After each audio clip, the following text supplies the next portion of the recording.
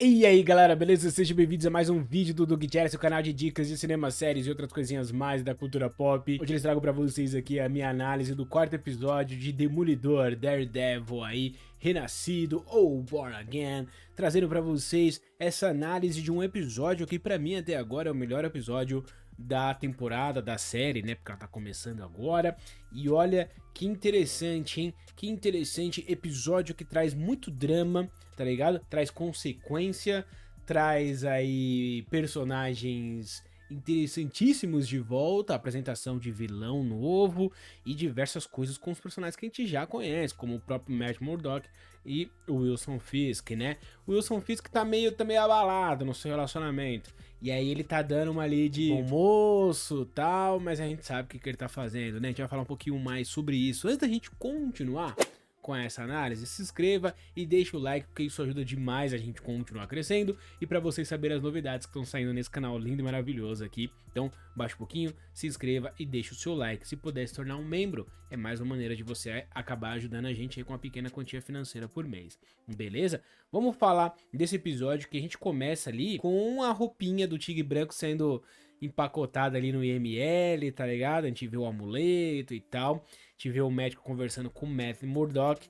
E na sequência, inclusive, que o Matthew pergunta pra ele ali sobre a bala e tal, pra ele saber quem fez isso, pra ele investigar esse tipo de coisa de algum jeito, ele se depara com a sobrinha do Tigre Branco, que nos quadrinhos e nas animações é a Tigresa Branca, tá ligado? E aí, olha só que maneiro, será que eles vão introduzir um personagem aí pros jovens Vingadores, para uns defensores do futuro? Não sabemos, mas temos aí agora já uma personagem pro futuro. Se eles introduziram aqui, é porque provavelmente eles vão usar em algum outro momento, tá? Então fica aí a menção à possível Tigresa Branca e a relação que ela já conhece o Matthew aqui, porque ele foi advogado do seu tio, né? E o Matthew se sente culpado por isso, tá? Ele abraça a menina e ele se sente culpado durante o episódio sobre as consequências de não ter sido o herói que ele poderia ser, não só o advogado que ele é, né? E aí a gente tem algumas outras coisas aqui e que eu gosto bastante, cara. Coisas, por exemplo, que falam sobre a cidade. É uma temporada que a gente tá falando sobre a gestão da cidade de Nova York. E porque o Wilson Fisk é prefeito, a gente tem também uma jornalista que acompanha o povo e tal. E a direção da série vem se mostrando aí interessantíssima nesse ponto. Porque desde o começo ali da série, principalmente nos episódios mais recentes, ela vem trazendo, sabe, tipo, pô, takes da cidade que mostram a cidade e o povo de Nova York como um todo. Então faz você se interessar e viver um pouco de Nova York.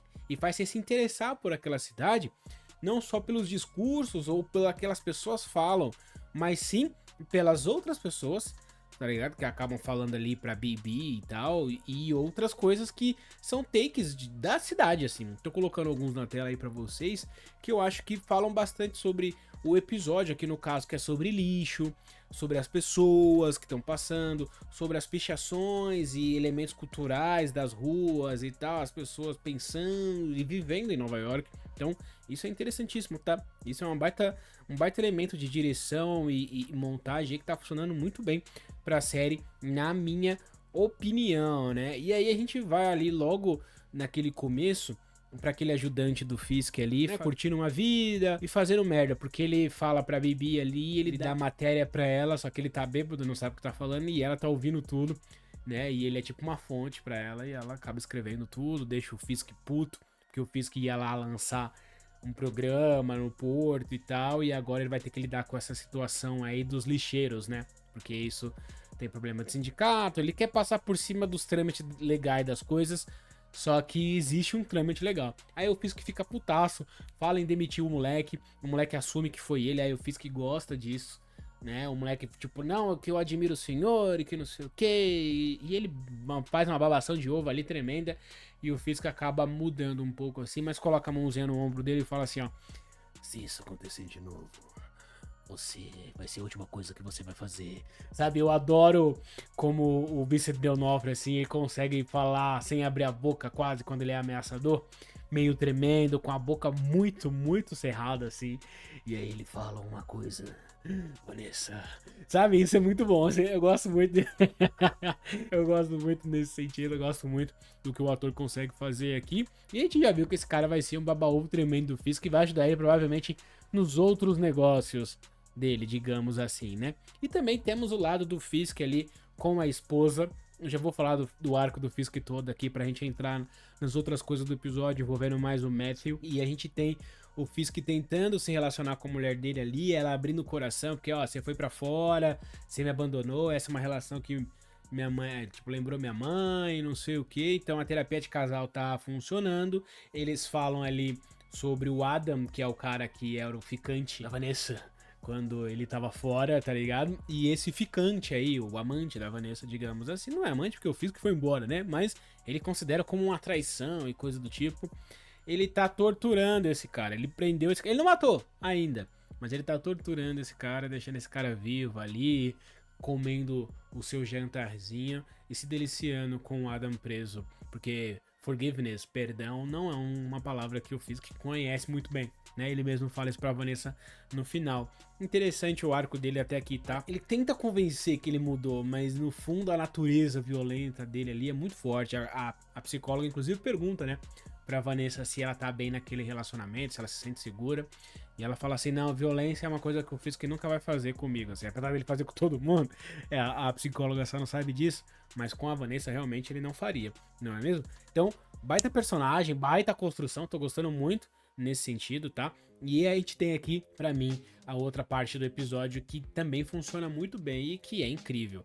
Primeiro a gente tem uma construção de como o Matthew tá se sentindo, né, como ele tá abalado com a morte do Tigre Branco, com Hector Ayala e tal, e isso abalou ele, então assim, é um pesar pra ele, porque isso lembra outras coisas da qual ele não foi o suficiente como herói, e aí lembra da morte do Fog e esse tipo de coisa importante que a gente vai falar aqui no final dessa análise.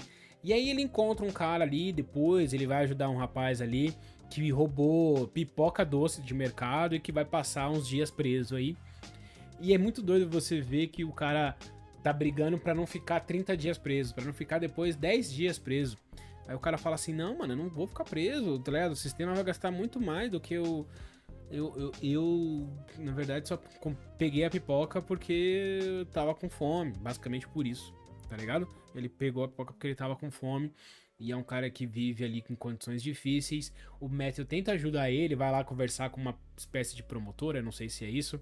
E aí ele troca ideia com ela ali, meio que no flerte, usando o flerte. Usando também, inclusive, característica do personagem nos quadrinhos, né? Que é mulherengo, apesar dele estar lá com a psicóloga.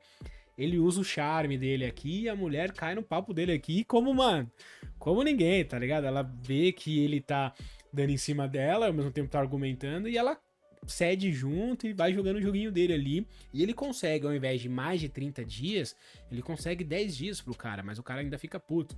E o Matthew sente um pouco dessa dor aí de um cara que é só injustiçado, que fez merda assim, mas que é um cara que só queria comer, basicamente, tá ligado?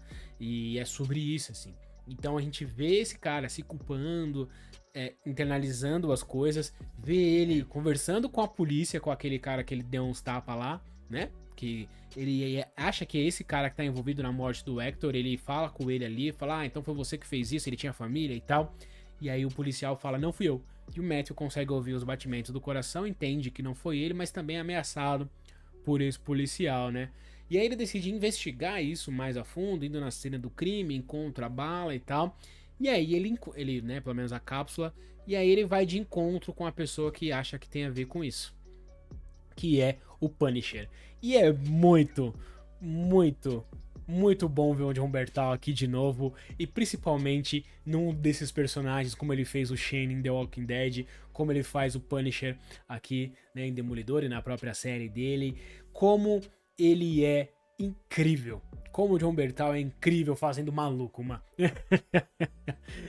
Pois o Matthew chega lá, ele já começa apanhando já do Justiceiro, tá ligado? E isso é muito foda, porque ele é um cara completamente quebrado, tá ligado? E se ele é um cara completamente quebrado, ele não tem um momento de paz, porque ele vive num estresse pós-traumático e também nessa coisa da perca do filho, sabe? Então tem uma coisa ali muito forte nesse personagem. O Frank Castle é um personagem muito interessante, muito quebrado e problemático. E isso é debatido de novo aqui. Foi debatido na série, né, na série da Netflix, que agora é da Disney, mas foi debatido na série antiga e é debatido de novo, sabe? Você não mata as pessoas, você não faz nada. E ali ele fica puxando do Matthew a verdade, porque o Matthew tá se escondendo de ser herói. E ele não gosta disso no Matthew, ele quer que o Matthew seja o vermelho. Ei, Red, faça alguma coisa, tá ligado? Faça. E aí ele fica puxando e tal, ele até acaba brigando com ele ali em algum momento. Mas pra trazer o Matthew de volta, é pra falar assim, cara, você se sente culpado. Fale sobre isso, tá ligado? Você não consegue nem falar o nome dele. E aí o Matt Murdock fala assim, não, eu não tenho nada com isso, não é sobre o Fog. E aí ele começa a desabar. E porra, eu chorei junto, mano. Eu chorei junto, porque que atuação, tá ligado? Do Charlie Cox e do Jon Bernthal. Que dois atores ali, que duelo. Que duelo, que cena maravilhosa. Eu tô até arrepiado. Que cena incrível, assim. De uma visão de mundo, do que como uma pessoa deve enfrentar o mundo, o que é a justiça, tá ligado? Se a justiça deve ser matando um criminoso, levando ele à prisão e deixando o sistema resolver.